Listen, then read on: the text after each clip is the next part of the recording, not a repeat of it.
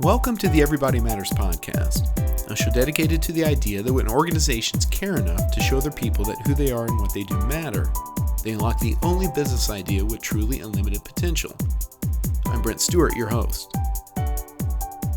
This podcast is an outreach of Barry-Wehmiller. Don't forget to connect with us on the web at barry-wehmiller.com, on Twitter at Barry-Wehmiller, on Facebook and LinkedIn, and check out our blog, trulyhumanleadership.com. Several years ago, a friend of Barry-Wehmiller introduced us to Jerry Zandstra. Jerry is the co-founder of Innoversity, a learning company based out of Grand Rapids, Michigan, that creates and provides training to companies worldwide. After our first meeting, we quickly realized that Jerry was a kindred spirit, aligned very closely to what we believe at Barry-Wehmiller.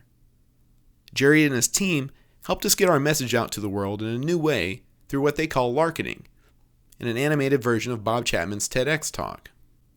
On this episode of the Everybody Matters podcast, myself and Barry-Wehmiller's global messaging leader, Mary Rudder, talked to Jerry about Innoversity and their mission to help companies keep the human element in learning. Anybody who's in a position of leadership, which means they have some type of authority and some type of responsibility, I hope that they would spend the majority of their day thinking about how they can enable people to grow and learn and develop. And that they would do that from the motivation of not just return on investment and not just profitability. Those are certainly good arguments for it too, but just on the nature of the case, that the people that show up for work every day, you bear a responsibility, you have an obligation to enable them to become everything they can be. And if you spend your time thinking about how do I help our team get better, how do I help them do their jobs better, how do I help them, how do I position them so that they can be the very best parents, spouses, neighbors, community members.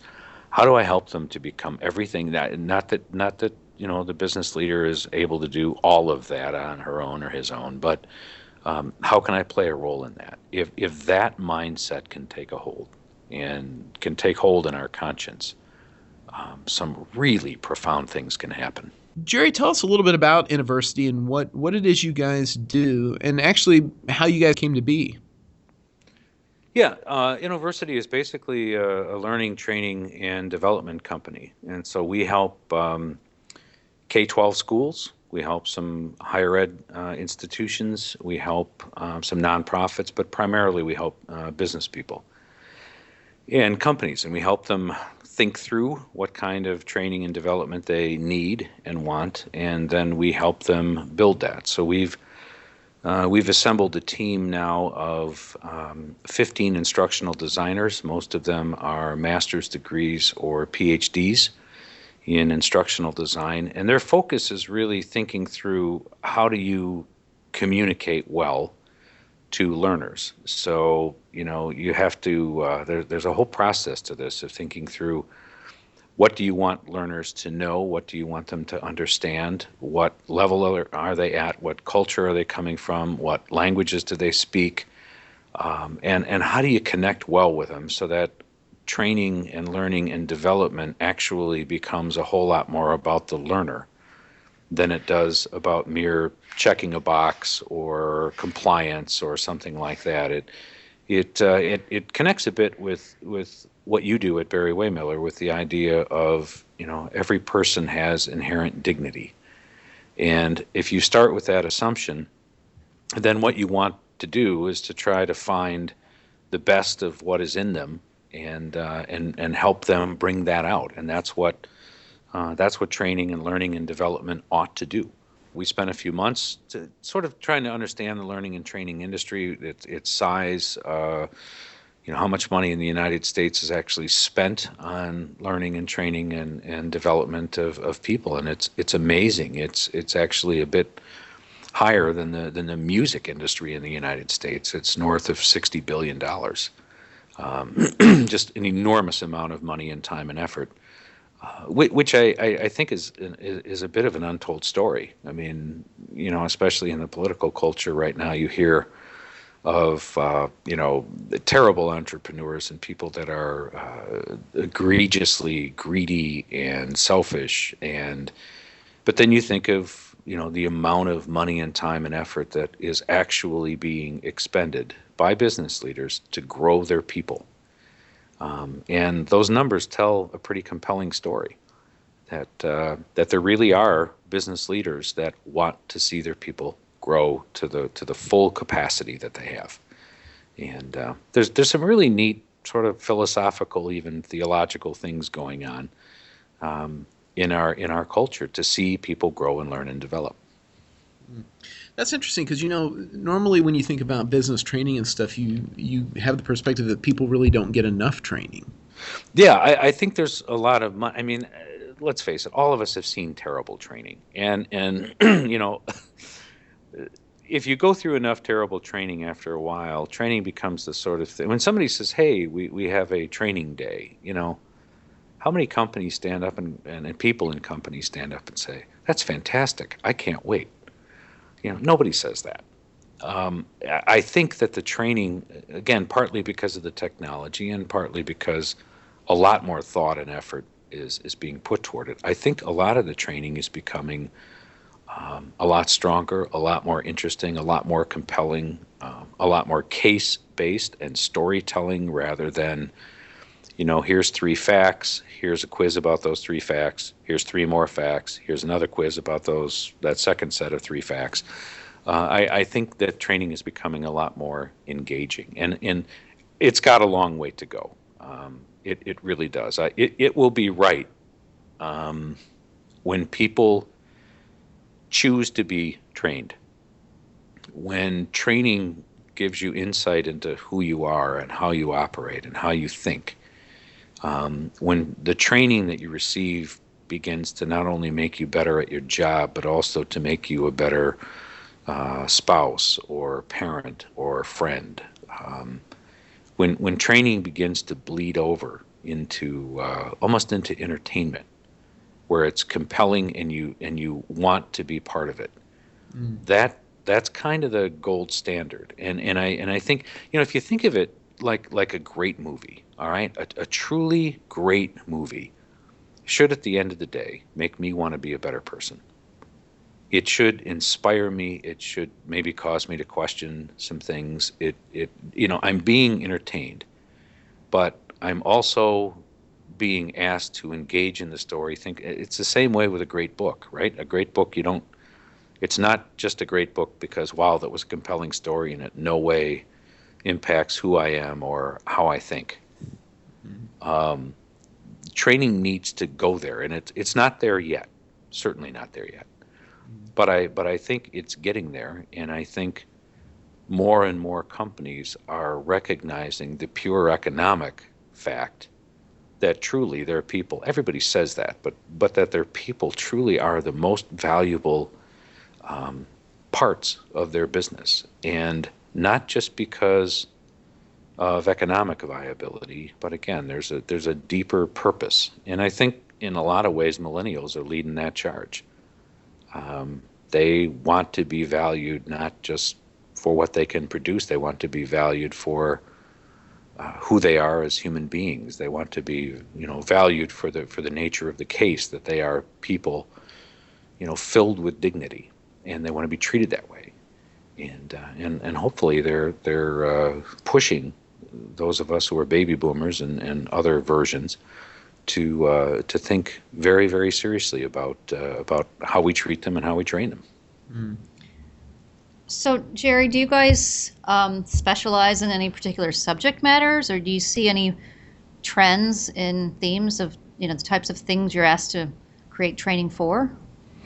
Yeah, across different industries, healthcare is an enormous growing opportunity for us because there are to start with, there's a huge number of regulations, and those regulations are changing constantly. And so we work with a team of 3 people that all have clinical backgrounds, medical clinical backgrounds, so that they're able to not only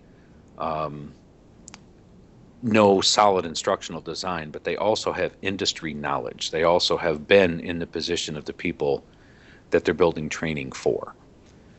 We're doing the same thing with some insurance companies. And so we're pulling in people that have deep training experience, 15, 20 years of training experience in insurance companies that we're partnering with. And same thing with hospitality and hotels and banking and so on. And so we do a lot with manufacturers, of course. That's where we came from.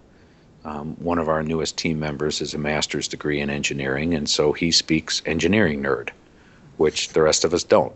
Mm-hmm. So we might know instructional design, but oftentimes we have a learning curve for a specific industry, and so we're trying to make sure that we can speak those languages, because it's not just instructional design and good artwork. It's also a deep understanding, but most of the time, the companies that we work with, they have their own internal subject matter experts. And most of the time, they know the subject really well. They don't know how to teach it. They don't know how to lay it out in a program. I mean, I've seen that with you guys. The Barry-Wehmiller story sort of cracks me up. You decide that you're going to do this, and I'm going to summarize it, and I hope I'm not way off, but you decide you're going to really put a whole lot of effort into training your people and raising them up. And the first thing you decide to focus on is communication skills, and more specifically, listening. And I know you've changed the name of your communication skills training course to Listen Like a Leader, which sounds antithetical, right? Leaders don't listen. Leaders speak. They give commands. They give directions. And you guys are a manufacturing company. Really, the most important thing that everybody needs to learn how to do is communicate and listen and understand their communication. Isn't it more about machines and return on investment and mean time between failure and scrap rates? I mean, aren't those more important things to a manufacturing company than learning to listen? Mm. I think the Barry-Wehmiller story just puts a smile on my face, because it's training that recognizes the humanity of the people who are being trained. And I think the good companies, the really good, successful companies, and you're certainly among them, probably leading them, are those that are recognizing that the people they're dealing with are not fancy machines. We're not highly evolved animals. We are human beings, with an enormous amount of dignity. You're really recognizing the humanity of the people that are part of your teams, and that, I think, is revolutionary. I think it's changing several hundred years of the Industrial Revolutionary thinking, when we thought people were sort of fancy machines. I think what you're doing is fantastic. And I just puts a smile on my face to look at a company that's several $1 billion that says the most important thing we need for people to be able to do is to listen and to be able to communicate. That's pretty compelling. Well, to kind of turn that around a little bit, from what I'm hearing from you so far, is that that kind of insight of preserving the humanity in training to help people know that they matter seems like the insight that you guys have gotten that kind of dictates what you're doing and differentiates you from other people. Is that maybe correct? Yeah. I mean, our vision and value statements are really built around this single concept that people are created to learn. We are created to grow in our skills. It's what we're meant to do. We're not meant to be static. I think of my grandfather, who died at 99 years old, and he had cataract surgery in his middle 90s. And I went to see him before that, and I said, "Gramps, I love you, but what are you doing? I mean, you're mid-90s. Cataract surgery? Is this, what's your plan here?" And he said, "You know what?" He said, "I need to be able to read. I need to be able to read because I need to continue to be able to learn. If I can't read, I can't learn." And if I can't learn, I mean, this is a guy with a high school education who was a milkman. His professional career was delivering milk to people's houses. But he understood in his heart that he was created to learn and to grow and to develop. And if he had an opportunity to recapture that despite losing some eyesight, I mean, if he had the opportunity to regain that opportunity to learn, he was somehow more of what he was created to be. And he knew that. That was a moment that, you know, a little light went on, that for me, that we are absolutely created with a hunger to learn, to understand, to grow, to develop, to enhance skills. And when we put people in positions that they're not able to do those things, or we put somebody in a slot and we never give them the opportunity to demonstrate their full capacity, I think we have treated them less than human. Yeah. Tell us a story about a company you've worked with where this insight that you guys have has really made a difference with them. Not necessarily naming names or anything. Sure. But just a story where this kind of insight has made them kind of turn their thinking around. Yeah, I think we've done some work for some companies where we've helped them focus on their key leaders, right? So they'll identify a handful of emergent leaders in their organization. The one organization that I have in mind has global locations, and when you these type of programs, this is not online learning. I mean, this is very intensive. It's phone calls. It's WebEx and Skype meetings where you're discussing books and thinking through examples and so on. And just in the last week, I mean, you know, that I had a conversation with two guys in a company in Hungary, and one is a U.S. citizen, and one is from Hungary, born and raised in Hungary. And we were talking through cultural issues. What does it mean for the guy from Hungary to be a member of a team, but the main office is in the United States, and he's kind of providing leadership in a plant in Hungary, and how does stuff get culturally translated? And those conversations are always hard, because is everybody involved going to actually tell the truth? Are the people in Hungary going to actually say, you know, sometimes you guys say stuff and it comes out of the United States and it's pretty clear to us that you haven't even considered us. Mm-hmm. When those conversations start to get real and honest, all of a sudden you see the guys who are providing leadership from the U.S., you begin to see their eyes opening and their perspectives getting broader, and suddenly they're realizing, my goodness, the people that are in our plant in Hungary are, it's too strong to say just as human, but they're starting to recognize the humanity. Even though there's a different culture, even though it's a different location, they're recognizing the humanity of the people that they're working with every day. And we see quite a bit of that. And you see it really well when somebody who's kind of quiet and hasn't said a whole lot in a conversation, in some of these leadership conversations, all of a sudden come with an observation or an insight that causes everybody else to freeze, and has opened the eyes of somebody to something they've never thought of before. And we see examples like that all the time. But it's most often when you see people in higher leadership positions saying things like, I had no idea that she was capable of something like that. Or I had no idea that he could actually do this if we gave him the opportunity. My goodness, why didn't we do that before? Mm-hmm. And a lot of times the training and development and leadership development stuff leads to exactly those kinds of conversations. Where do you see the future of leadership training, of this kind of training that you guys are doing, and training in the workplace in general?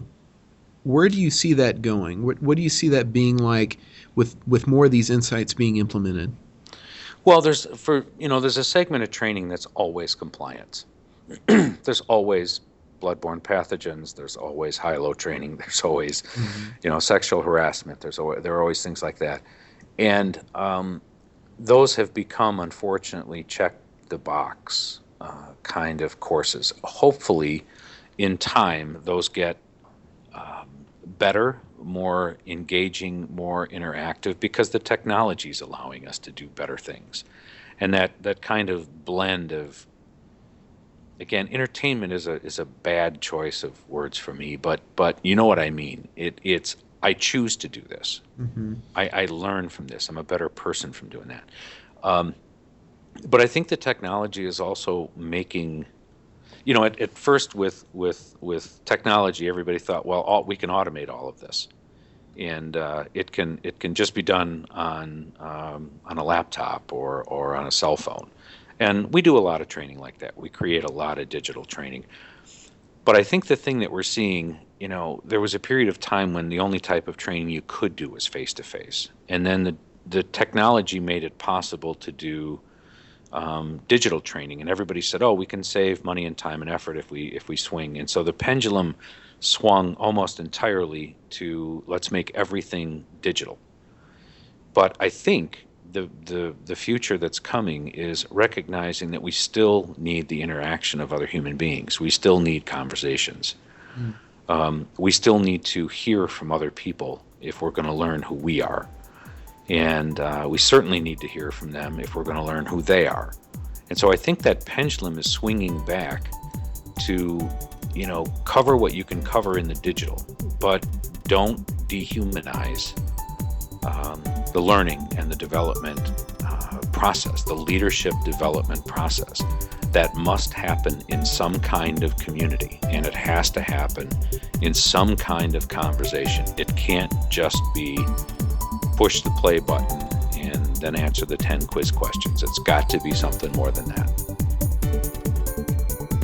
For more about Innoversity, visit their website, inno-versity.com. There, you'll find more about the company's services and their mission and values. You'll also find episodes of the podcast they produce, the Great Minds Podcast, which features discussions with leading thinkers on business, culture, and life. In fact, our own Bob Chapman was featured on their first episode.